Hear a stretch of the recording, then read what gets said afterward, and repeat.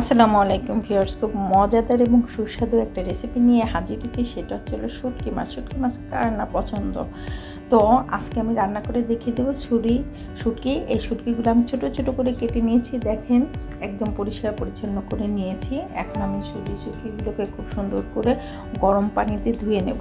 এটা যত ভালো ধোয়া হবে ততই খেতে সুন্দর লাগবে, আর এর মধ্যে যে গন্ধটা থাকে গন্ধটাও কিন্তু মোটামুটি দূর হয়ে যাবে।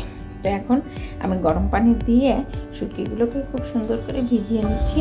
আমি প্রায় 10 থেকে 15 মিনিট আমি শুটকিটাকে ভিজিয়ে রাখবো।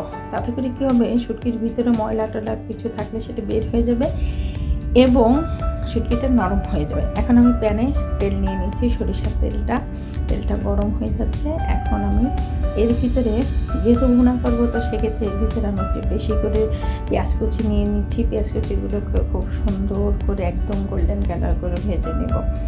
গোল্ডেন কালার করে ভেজে নেওয়ার পরে এর ভিতরে বাটা মশলাগুলো দিয়ে দেবো। আমি এখানে আদা রসুন জিরা বাটা দিয়ে দিব।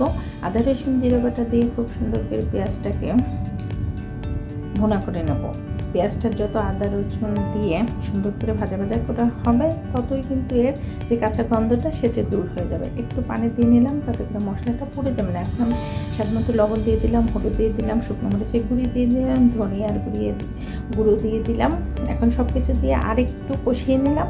কষানো হয়ে গেছে। এখন আমি আগে থেকে যে শুটকিটা পরিষ্কার পরিচ্ছন্ন করে রেখেছিলাম সেটাই দিয়ে দিলাম।